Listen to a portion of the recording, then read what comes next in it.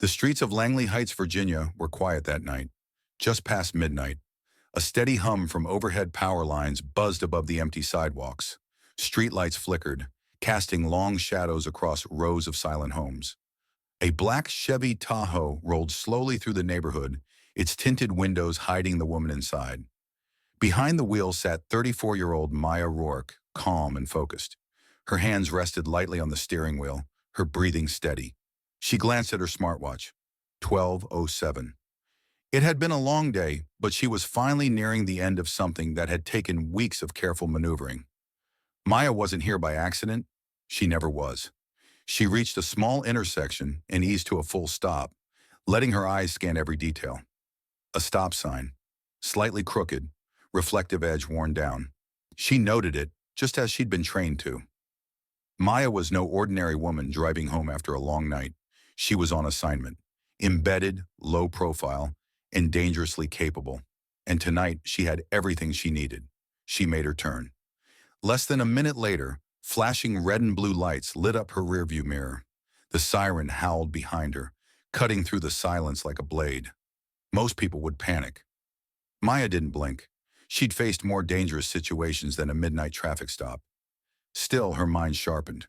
She pulled over to the curb slowly, deliberately, cut the engine, reached into the glove compartment for her license and registration. Her movements smooth, rehearsed. The squad car came to a halt behind her. Its headlights flooded her rear window. Two figures stepped out, both male. One tall, broad-shouldered, walking like he owned the world. The other shorter, stockier, hands already hovering near his belt. The tall one approached first. Light from his flashlight bounced off the window as he leaned in, shining the beam across her face and down toward the floorboard. He wore the dark blue uniform of the Langley Heights PD. His voice had that practiced tone of control. "Evening, ma'am. Know why I pulled you over?" Maya kept her eyes on him. Calm, no hint of alarm in her voice. "No, officer. I came to a full stop at the sign back there. Wasn't speeding." He smirked. "Actually, you rolled through it. That's a moving violation." Maya's brow barely moved. "I'm certain I stopped." He didn't bother to argue, just held out his hand. "License and registration." She gave them to him. The second officer, the stockier one, moved toward the back of her vehicle, flashlight tracing over her bumper. Maya watched him in the side mirror. His movements weren't casual. They were searching, intentional. The tall officer read her name aloud as he studied her ID. Maya Rourke, local address. "You live around here?" "Yes," the other officer called out. "Hey, Blake, you might want to check this."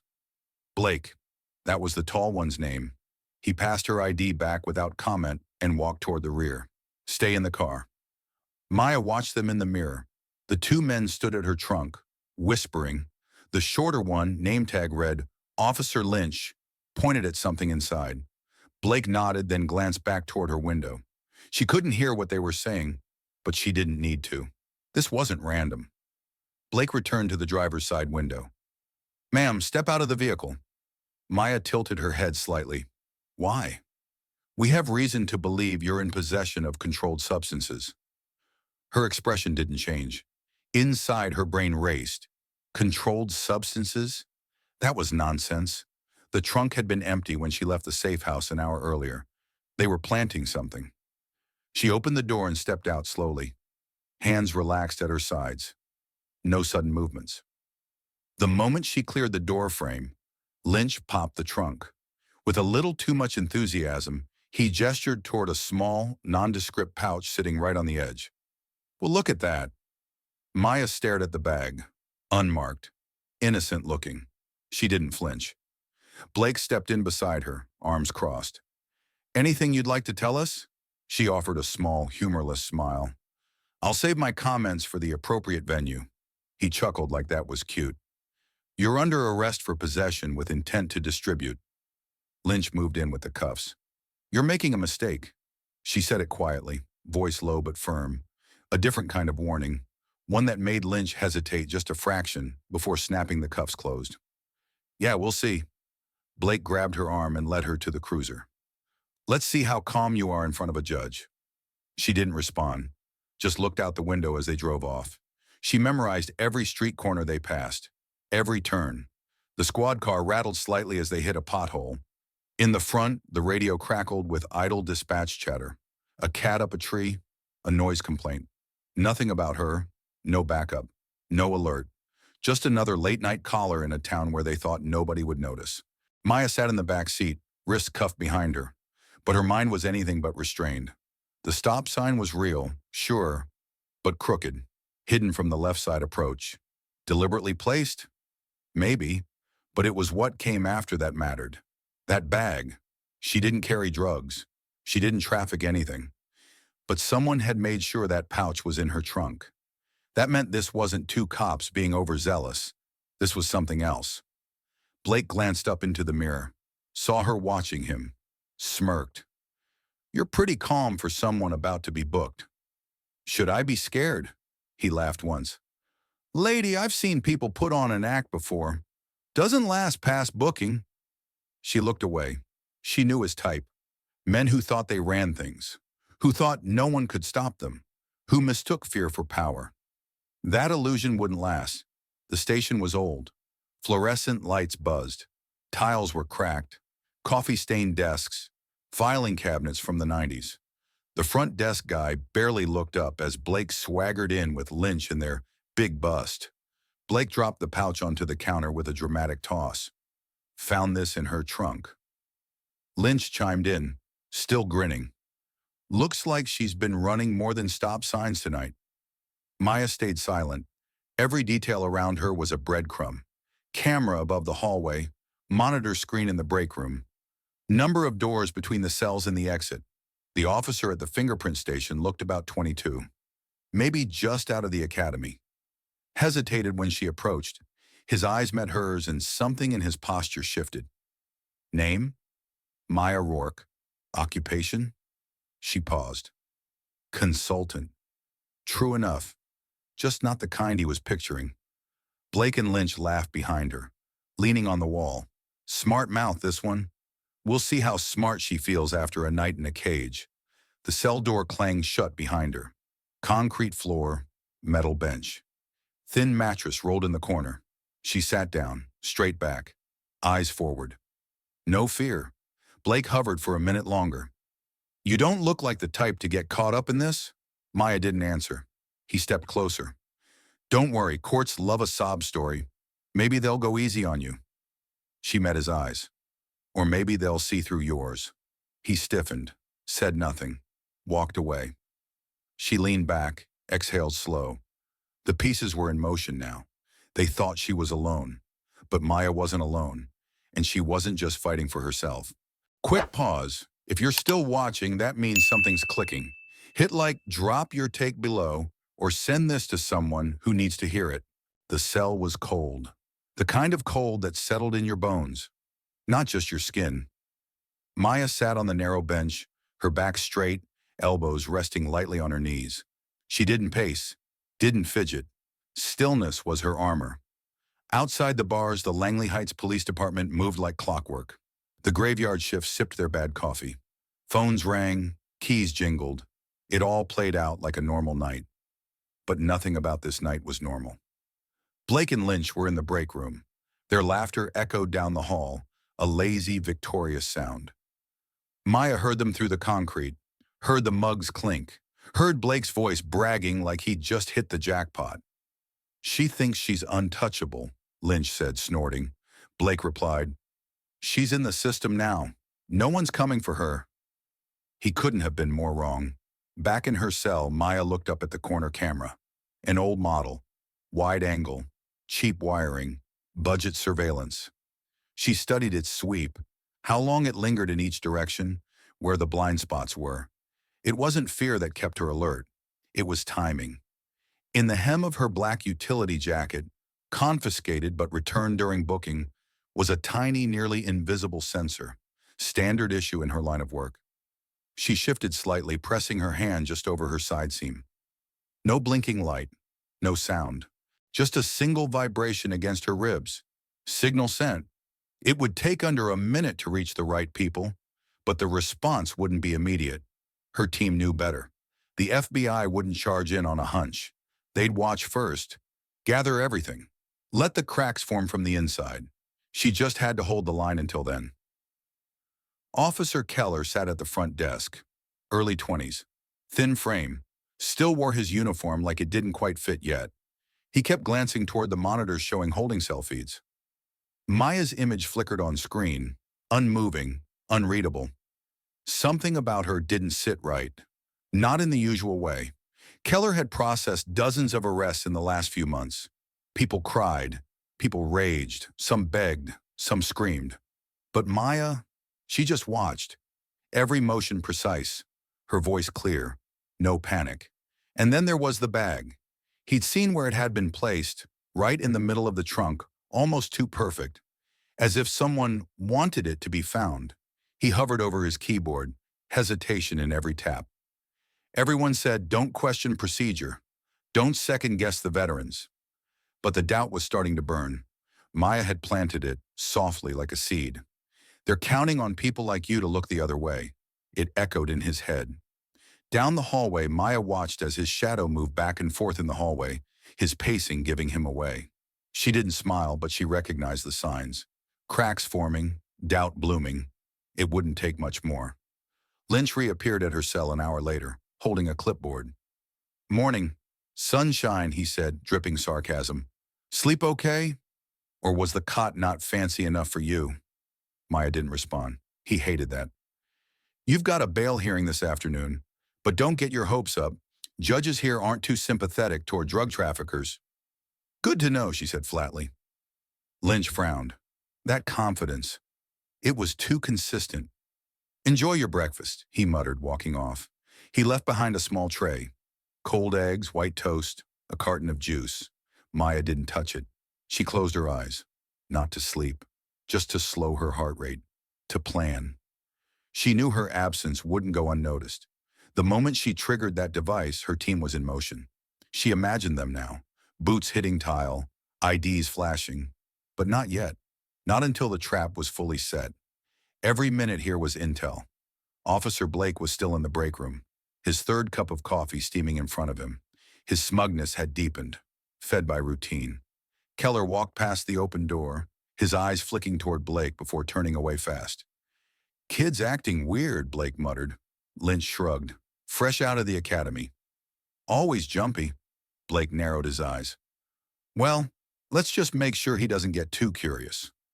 Maya didn't know the details of their conversation, but she didn't need to. She felt it in the way Keller's steps slowed, how his glances turned into longer stares. Later that morning, Keller stood just outside Maya's cell, pretending to check something on the wall. She looked up at him. Yes? She asked. He hesitated. I, just had a question. She waited. Did you really give them permission to search your car? Her gaze sharpened. What do you think? He looked away. I'm just trying to do my job. That's what they're counting on. Keller's throat tightened. He turned and left, but her words followed. At his desk, he pulled up her file again. Her ID was clean, her background vague. Employment history showed independent consultant. No company listed, no salary, just enough to sound legitimate, but not enough to verify. He scrolled through the arrest report, stopped for failing to yield.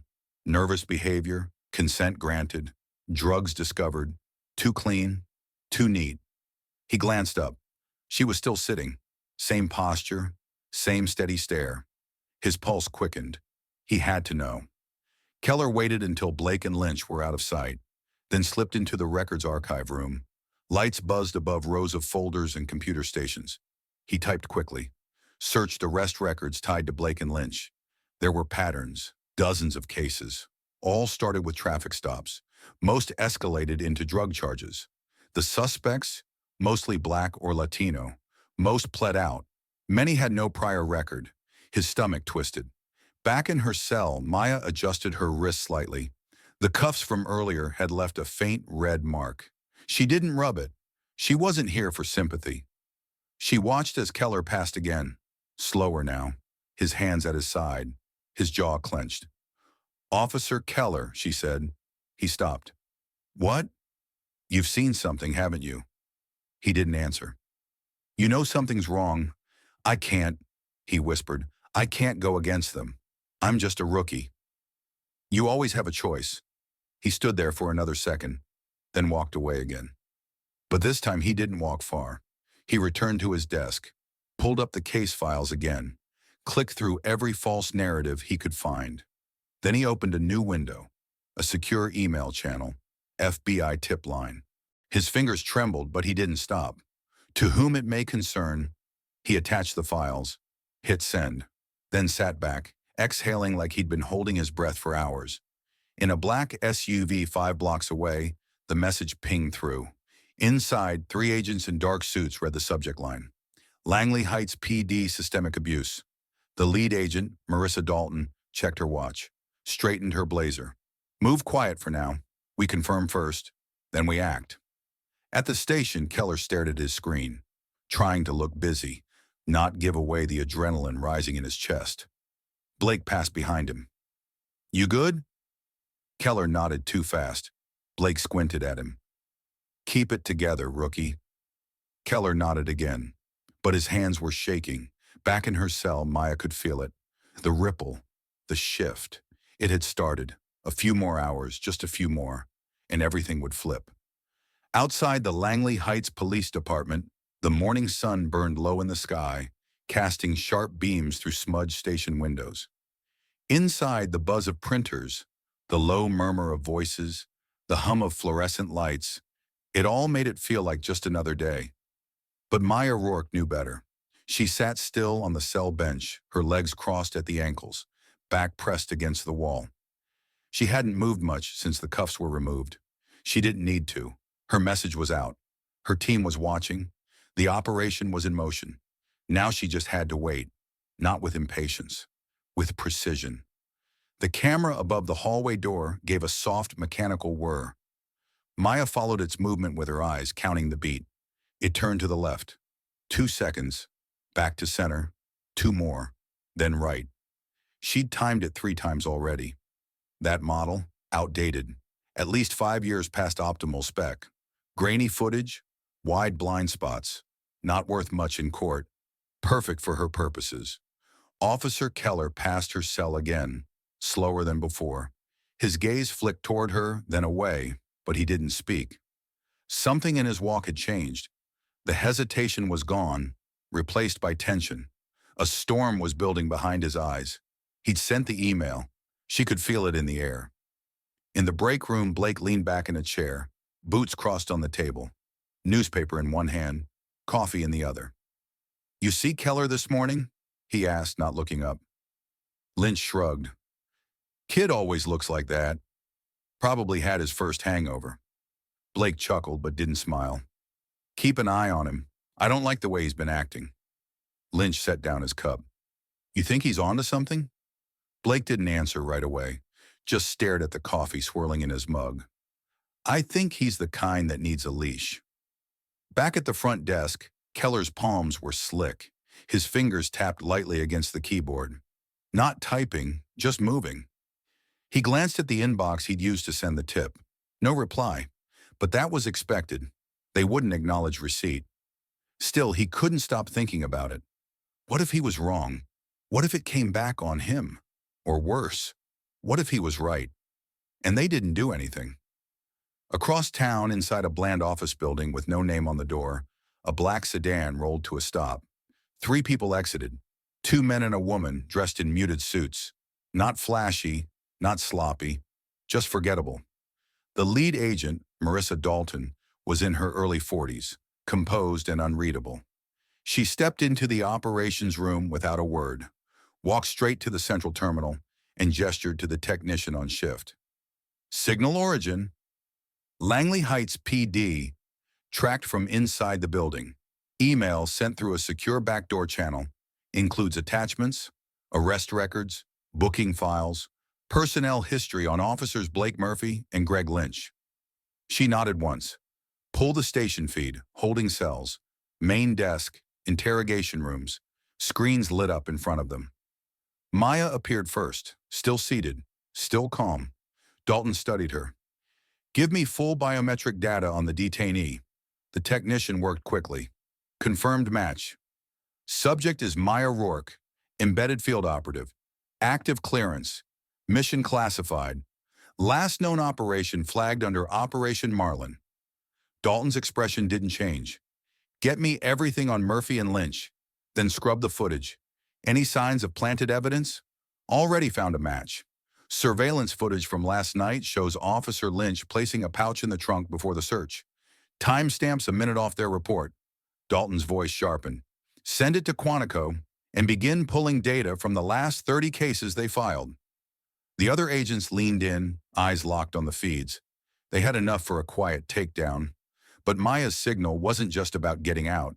It was about exposing the whole system. Dalton leaned forward, eyes narrowing on the screen showing Maya's cell. Not yet, she said. We wait until the house begins to collapse. Let the truth break from the inside. Back at the station, Keller rose from his desk, walked slowly toward the hallway outside the holding cells. He stopped at Maya's door. She looked up before he even spoke. You said they count on people like me, he muttered. What did you mean by that? Maya's voice was soft. You already know. The question is, what are you going to do about it? Keller didn't move. His fingers curled tightly into fists. He turned and walked away, his posture coiled. From a monitor in the operations room, Dalton watched the exchange. She turned to her team. He's the fulcrum. He breaks, the whole thing falls. She stepped away from the monitors. Prep the team. We go in today. Quiet, controlled, no press, no headlines, not yet. At the station, Lynch tossed his fourth cup of coffee into the trash, muttering about the weak brew. Blake checked his watch. Keller's been gone too long. We need to reel him in. Lynch raised an eyebrow. How? Blake was already heading down the hallway. He didn't get far. The front doors of the station opened with a soft whoosh. Sunlight spilled into the lobby. The first figure in was Dalton, followed by two others. Badges out. No word spoken. Keller looked up. Time froze. You could feel it. The moment when everything shifted. Dalton stepped forward to the desk sergeant. Federal investigation, she said. We need access to your records, evidence, and holding cells. Immediately. The sergeant stared for a second, then nodded. He could tell. This wasn't optional. From the hallway, Blake stopped short as he saw the agents. Lynch appeared beside him, his voice tight. What the hell is this? Blake's face tightened. Too late. Dalton's team fanned out. One headed to the server room, another toward the evidence locker, the last two toward holding. Dalton walked with purpose, to the heart of the building, to the cell. When the door buzzed open, Maya didn't even flinch. Miss Rourke, Dalton said, you're free to go. Maya stood. She didn't rush, didn't speak, just walked out. The hall felt brighter, lighter. She passed Keller, who stood rooted by the monitors. Their eyes met. Thank you, Maya said quietly. Keller swallowed, his throat dry. He gave a small nod. She walked past him, her boots steady, her posture tall. Behind her, chaos was just beginning to unfurl. In the interrogation room, Blake and Lynch were seated, their usual confidence gone. Agent Dalton paced in front of them, flipping through a thick file of printed images, surveillance shots, time-stamped inconsistencies, matching arrest reports. You want to talk about the arrest? She asked. Or should we go straight to the part where you planted evidence? Blake tried to smile, but it didn't land. You can't prove. She cut him off. We already did. Sullivan's face drained of color. In the bullpen, Keller sat down slowly, hands still shaking. Dalton emerged a few minutes later, carrying the folder like a finished chapter. She nodded at Keller. You did good. Now we clean house. Outside, Maya stood on the sidewalk, eyes fixed on the station doors. She didn't need to look back. She already knew what was coming next. The reckoning had begun. Keller sat alone at his desk, shoulders hunched, eyes fixed on the monitor in front of him. The screen was on, but he wasn't really seeing it. Not anymore. Not after what had just happened. The station was buzzing in a way he'd never heard before. Whispers in the hallways, doors opening too quickly, phones ringing, unanswered. Officers pacing with fake calm, trying to act like it was just another day. But it wasn't. Two of their own had just been pulled into a federal interrogation room, and everyone knew why. He could feel the weight of it pressing down on him. He'd done the right thing. He told himself that over and over. Still, the fear was there. He wasn't just a rookie anymore.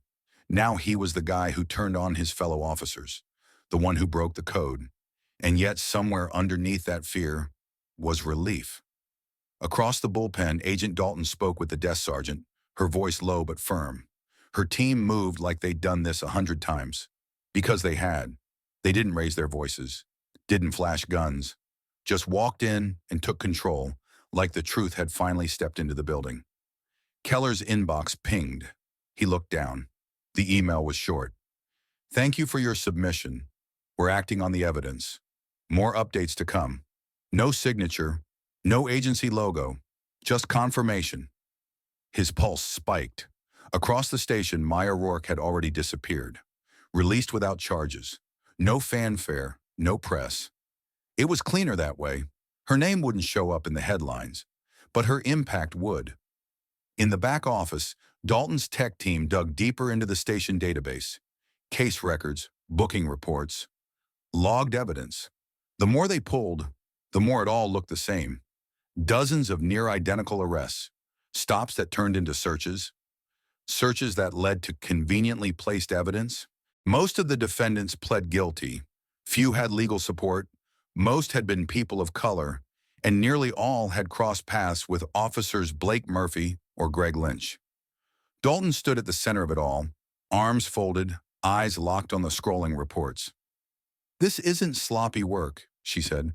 "This is a pattern, a system built on fabrication and fear." Her team nodded. The surveillance footage from the night of Maya's arrest had already been clipped and flagged. Time-stamped inconsistencies. The bag being placed in the vehicle before the search. Audio from Maya's hidden tracker picked up Blake's smug tone just moments before the stop. "Let's see how tough she acts in court." Dalton's jaw tightened. "Pull transcripts from other cases. I want to see what they told the judges." The deeper they looked, the darker it got. Inside the interrogation room, Blake sat with his arms crossed, silent, but the tension was visible. Sweat lined his collar. His fingers twitched slightly where they rested on the table. Across from him, Agent Dalton placed a copy of the surveillance photo showing him at the trunk of Maya's SUV. She didn't say anything at first, just let the silence drag out. Eventually, Blake broke. "I want my lawyer." Dalton didn't blink. Already en route, Greg Lynch was in a separate room, hands clasped, elbows on the table, head down. He wasn't built for pressure, not the kind that came from the inside out. He looked up as the agent on his case entered. You're not gonna believe I had nothing to do with this, are you?" The agent didn't reply, just sat down and opened a file. Meanwhile, in the bullpen, Keller was approached by one of the agents, Agent Price. Older, quiet demeanor, calm eyes. "Mind if we talk for a second?" Keller nodded. They walked toward the back office, away from the noise, into a hallway lined with old plaques and faded photographs. "You the one who submitted the tip?" Keller hesitated. "Yes." Agent Price nodded. "You understand what that means now?" Keller looked down at his shoes, then back up. "It means they won't ever trust me again." Price let a long breath out. "Number maybe not, but it also means you stopped something that could have ruined dozens of lives." He handed Keller a folder. "What's this?" "A list of every arrest tied to those two officers, all under review, several of them already overturned." Keller opened the folder, names, case numbers, sentencing dates. Some had already served years. He blinked hard. "I didn't know it was this bad." Price gave him a moment. "You helped break a chain. That matters." Keller closed the folder slowly. "What happens now?" "We finish what you started." The agents didn't leave that day. They set up shop in the old records room. Computers, hard drives, portable servers. They copied everything, dug through backups, questioned the sergeant, the captain, even the receptionist. By late afternoon, the weight in the building had shifted completely. The balance of power had flipped. Officers whispered in corners. Some cleared out their lockers. Others stared at Keller as if they'd never really seen him before. He couldn't tell which stares were judgment and which were respect. Maybe both, but it didn't matter. He'd made his choice. Back in the federal van, Dalton spoke quietly into a secure line. Langley Heights PD has systemic evidence tampering across multiple years. Targeted arrests, racial bias, manipulation of judicial procedure. We recommend full internal review and state-level audit. On the other end, her superior simply replied, "Proceed." Back inside, Agent Price handed Keller one final document. "You'll probably want to talk to someone about this. They've got support networks for officers in your position." Keller nodded but didn't speak. His voice might have cracked if he tried. The day had dragged by in a blur. The very foundation of everything he thought policing was supposed to be had shifted. He'd stepped into the job thinking it was about protecting people. Now he realized it was also about protecting truth. Maya was gone, quiet, efficient, probably already miles from the station. But she'd been right about one thing. There's always a choice. And Keller had made his. The interrogation room smelled like old vinyl and burnt coffee. The walls were bare. The ceiling fan spun slowly, clicking with each turn like a distant metronome, counting down the end of something. Blake Murphy sat across from Agent Dalton, jaw clenched, arms crossed, but the sweat on his brow betrayed him. He wasn't in control anymore. Not even close. Dalton placed a small stack of photos on the table. "You know what these are?" Blake didn't answer. "They show you and Officer Lynch standing at the rear of Ms. Rourke's vehicle. The timestamps match the moment just before you claimed you were granted consent to search, and before you found the conveniently placed narcotics." Still, he stayed quiet. Dalton leaned forward, her voice steady. "We have internal audio from a live field device, one you never found. It recorded you bragging about how easy it was to frame someone like her." Blake's hands flexed slightly, the only movement he allowed himself. "You might get away with bending the truth on paperwork," she said, "but not when we've got video, audio, and a cooperating witness inside your own department." That got his attention. His eyes lifted. "Witness?" Dalton slid a manila folder across the table. It stopped right in front of him. A printed copy of Keller's email. Dozens of arrest records. Data from cases spanning 3 years. All tied to him. "You ran a racket," Agent Price said, stepping into the room beside Dalton. "Targeted stops. Manufactured consent. Planted evidence. You picked victims who couldn't fight back. Who wouldn't be believed. But today?" He opened the folder. "That's over." In the second interrogation room, Greg Lynch was already crumbling. Paler than usual. Voice shaking. Hands fidgeting as he tried to explain what couldn't be explained. I was just following protocol," he stammered. Agent Price sat across from him, calm as ever. "Protocol doesn't involve planting drugs. We didn't. Look, Blake handled most of it. He told me what to do. You just looked the other way." Lynch blinked hard, then dropped his head into his hands. Outside those rooms, the station had gone silent. Every officer knew what was happening. Some pretended to work. Others whispered behind closed doors. But no one could ignore the storm tearing through the building. Keller stayed at his desk, eyes on the screen, but his ears tuned to every sound. The shift was real. What had started as quiet doubt had become something bigger. A reckoning. At noon, Agent Dalton gathered the remaining staff in the bullpen. Her voice carried the weight of command, but not in a loud way. In a final way. "Officers of Langley Heights," she began, "what we've uncovered here isn't isolated. It's systemic. These practices go back years. And they don't end with 2 officers." She let the silence hang for a second. "If you participated, if you looked the other way, your time's up. We have surveillance, reports, witnesses." A few officers glanced down. Others looked angry. One walked straight to her locker and started pulling things out. Dalton kept going. "If you're one of the few who stood for truth, then now's your chance to lead." Her eyes found Keller across the room. She nodded once. He nodded back, quiet but solid. Down the hall, Maya Rourke stood just outside the glass doors watching. She didn't need to be inside. She'd already done her part, but she wanted to see it. The moment when the machine finally jammed and sparked, when the gears stopped grinding over people like her. She leaned against the concrete wall, arms crossed, the autumn wind ruffling the edge of her jacket. Agent Price stepped outside to join her. "It's done," he said. "Not quite," Maya replied. She gestured toward the crowd of officers inside, their ranks cracking open. But it started. Inside, Dalton moved back toward the interrogation rooms. Blake sat motionless at the table, his lawyer next to him now. A tired man in a beige suit, flipping through the stack of charges and shaking his head.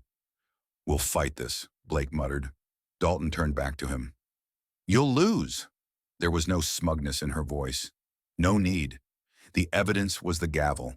Sullivan had already confessed, gave up every detail, every case, every late-night cover-up. He'd thrown Blake under the bus and then backed over him twice. Dalton had seen it before. Corruption breeds cowards, not loyalty. At the front of the station, the press had arrived. Word was leaking out. Whispers on social media, grainy photos snapped from across the parking lot. A local news van parked half a block away, zoom lens already deployed. Dalton stepped outside to address them. "We are conducting an active investigation into systemic misconduct within the Langley Heights Police Department. 2 officers are in custody. More may follow. At this time, we are not releasing further details, but we encourage any members of the public affected by these arrests to come forward."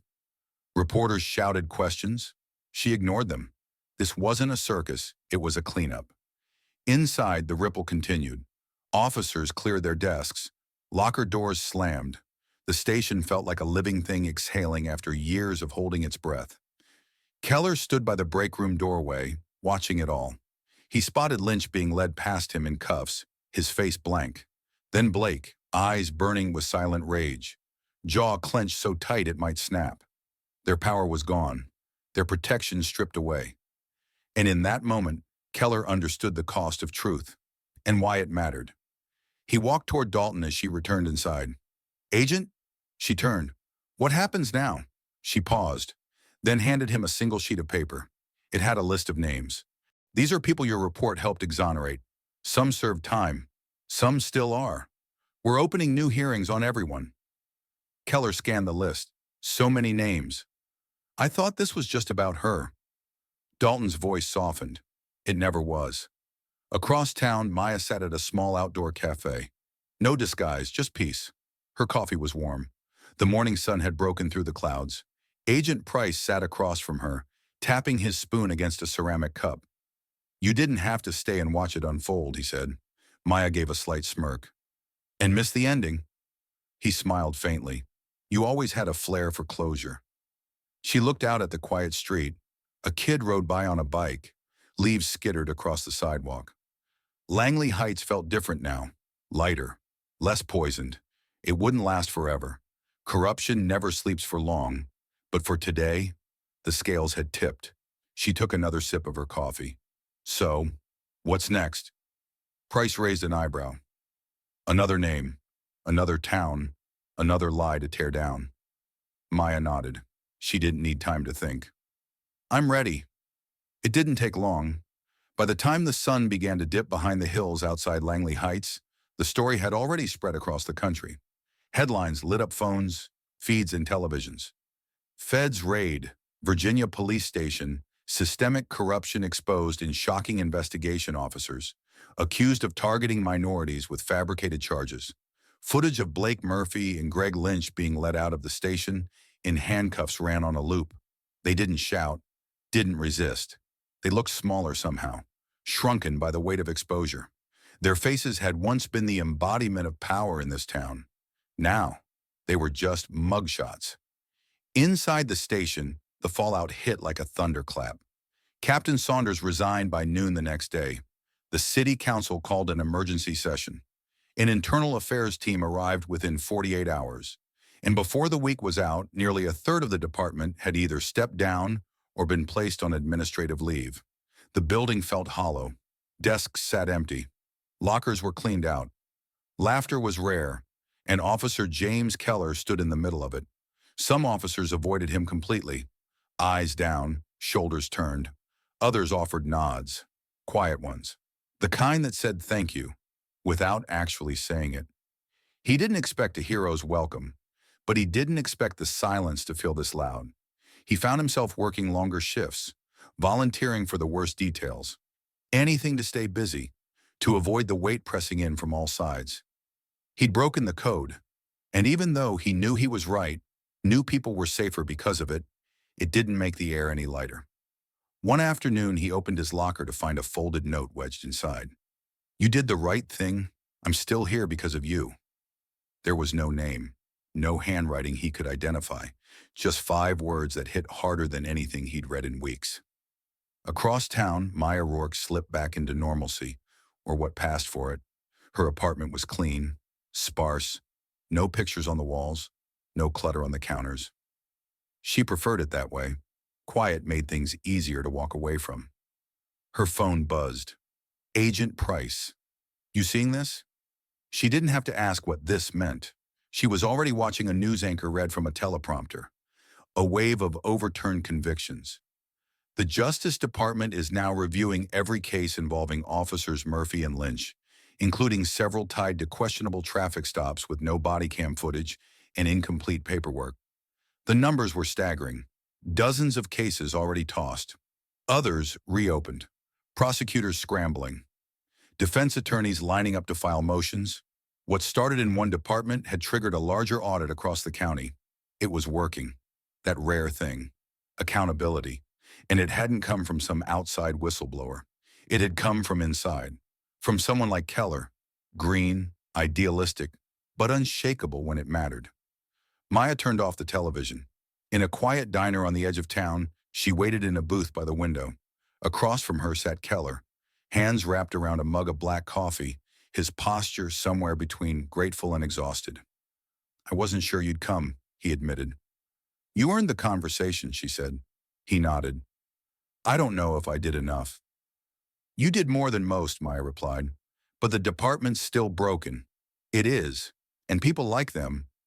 They're not just here. They're everywhere." She tilted her head. "Then be the one who stays when others run. That's how change begins." Keller stared at her. "You make it sound simple. It's not, but it's worth it." He smiled, just barely. "You ever think about staying?" "Here, I mean." She shook her head. "I don't stay in one place too long." "That's part of the job?" She didn't answer right away. "It's part of the mission." The bell over the diner door chimed. She glanced at her watch. Time to go. She slid from the booth and stood. Keller followed. "So what happens now?" "Now?" she said, pausing near the door. "Now I disappear again." Before she stepped outside, she turned back toward him. "And you?" He swallowed. "I'll keep trying." "That's enough." With that, she left. The cold air hit her skin like a fresh start. No fanfare, no send-off. Just another clean exit, just the way she liked it. Later that week, a press conference was held in front of the Langley Heights courthouse. A spokesperson from the Department of Justice stood behind the podium, flanked by state attorneys and federal investigators. "We are taking steps to ensure that every case connected to this misconduct is reviewed thoroughly. No one is above the law, not even those sworn to uphold it." Reporters shouted over each other. "What about the officers who looked the other way? What about the victims? How many convictions are expected to be overturned?" The spokesperson gave tight, prepared responses, but the message was clear. This wasn't over. It was just beginning. Inside a federal detention facility miles away, Blake Murphy sat with his attorney. The arrogance was gone. His posture slumped. The legal pads on the table were filled with notes, none of them good. "They've got the footage," his lawyer said. "The audio, testimony from your own partner." "This is bad, Blake. Best case scenario? You cut a deal and plead out. And if I don't, you're looking at decades." Blake said nothing. Greg Lynch had already folded, agreed to cooperate in exchange for a reduced sentence, gave names, described the pattern, told them how it worked, how the two of them targeted people who couldn't afford to fight back, how they faked signatures, tampered with logs, bragged about it afterward. The federal prosecutors weren't playing games. Meanwhile, back at the Langley Heights Police Department, Agent Dalton stood in the evidence room, watching her team finish their sweep. Clean copies of every file, audio logs preserved, video backups encrypted and uploaded to secure cloud servers. She exhaled slowly. "You'd think after all these years, I'd stop being surprised by how deep it goes." she murmured. Agent Price walked up beside her. That's the job. He looked around the room. And you did it well. Outside the building, people had started to leave flowers, small signs, candles, messages of thanks.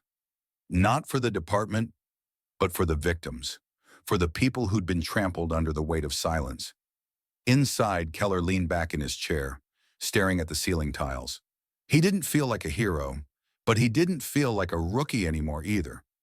A few weeks later, Maya Rourke stood at her kitchen counter, packing a duffel bag, folded clothing, a travel-sized toiletry kit, a burner phone. She moved efficiently, like someone used to leaving. On the table nearby sat a closed dossier. New name, new city, same fight. Her phone buzzed once. It was Price. Ready for the next one?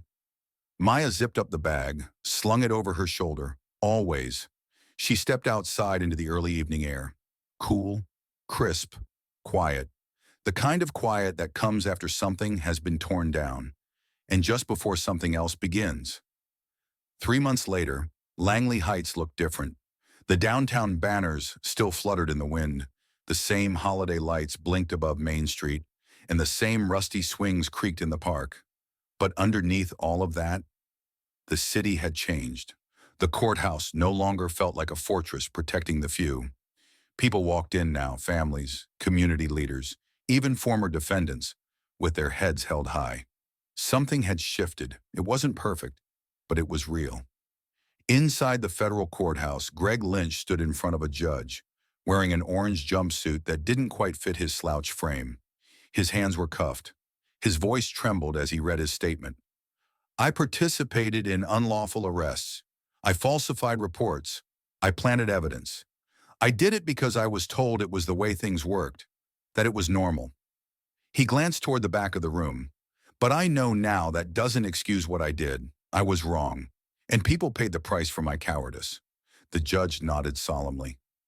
Lynch accepted a 15-year sentence under a plea deal. His cooperation had helped prosecutors build a stronger case, but nothing could erase the damage he'd done. In a different courtroom 2 floors above, Blake Murphy sat in silence, eyes forward, jaw clenched. No deal, no cooperation. He was sentenced to 32 years in federal prison. As the gavel struck, the weight of justice finally landed. Outside the courthouse, press cameras snapped. Microphones lined the sidewalk. But the woman at the center of it all was nowhere to be seen. Maya Rourke didn't do press. She was already gone. Somewhere far from Virginia, she leaned over a laptop, scanning through files for her next assignment. Another town. Another uniformed lie. A different name, same story. But her mind kept drifting back. To Keller, to the people who'd been freed, to that cold little station that thought it was untouchable, and to the moment she walked out of it without ever raising her voice. That was the thing about Maya. She didn't need to shout to break something wide open. In Langley Heights, James Keller had become a reluctant symbol. He was the one who'd blown the whistle, the one who saw through the fog and chose truth over comfort. It hadn't been easy. Some officers still wouldn't speak to him. Others transferred out entirely.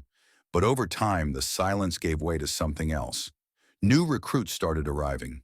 Young, sharp, diverse. People who knew his story and saw a path forward because of it. One morning, Keller walked into the station to find a card sitting on his desk. No name. Just a single line. Keep holding the line.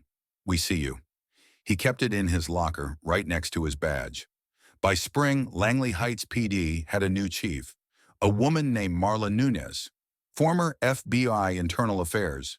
Clean record, zero tolerance for dirty hands. Her first order of business? Body cams, retraining, and public transparency panels. Second order? She promoted Keller to detective. He didn't smile much about it, but when he called his mom, his voice cracked. Across the country, news outlets continued to pick up the Langley Heights story, not because it was the only one of its kind, but because it exposed something bigger. Systemic rot, and what it takes to confront it. Talk shows debated the implications. Civil rights groups cited it in policy pushes. Law schools taught it in ethics courses. And in towns just like Langley Heights, people started asking new questions. Who's watching the watchers? Who holds the badge accountable? In a quiet wood-paneled office in D.C., Agent Marissa Dalton reviewed a stack of mission summaries. She paused when she reached the Langley case, flipped it open, read it again. She'd seen a lot of darkness in her time, but this one had hope stitched through it. She picked up her phone. "Where's Rourke?" Agent Price answered. "Off-grid, but she'll check in soon. She always does." Dalton closed the file. "She will. And when she does, let her know there's another one brewing." In a small border town, Maya stood at a dusty overlook, wind tugging at her coat. Below, miles of roads crisscrossed like veins. Patrol cars crawled through neighborhoods. A local department had requested her team's quiet assistance after reports of missing evidence, unfiled reports, and a sudden rise in juvenile detentions with no legal basis. It all sounded familiar. Too familiar. Maya didn't look tired. She looked focused. She held a new dossier in her hands, paper clipped and redacted. Another puzzle. Another power structure cracking beneath its own weight. Behind her, the sun dipped low, casting everything in amber. She didn't speak. Didn't need to. She closed the file, slid it into her satchel, turned toward the long road ahead. That's how it always went. Find the lie. Follow the trail. Burn it down. Back in Langley Heights, a community forum was being held in the newly remodeled town hall. It was packed. Parents, students, pastors, retired workers, city officials. On stage sat Chief Nunes and a few department heads. Among them was Keller. He didn't want to speak, but when the moderator called his name, he stood. A hush fell across the room. He cleared his throat. "I'm not here to give a speech. I'm just a guy who joined the force because I thought this job meant something." He looked out at the crowd. "There was a time I believed silence was safer than standing up. I don't believe that anymore, and I don't want any of you to believe it either." The room stayed quiet, but it wasn't the heavy silence from before. It was respectful, steady, proud. As he sat back down, someone in the second row started clapping, then another, then the whole room. He didn't expect that, but he took it. One small ripple in a town still learning how to breathe. Later that night, Keller sat on a bench outside the station, watching the stars blink above him. He pulled out his phone, typed a message. "Wherever you are, thank you for seeing what I almost didn't." He didn't expect a reply. But 2 hours later, while making coffee in his tiny kitchen, his phone buzzed. "You saw it because it was already in you. Just needed a push. Keep pushing." He read it twice. Then he smiled.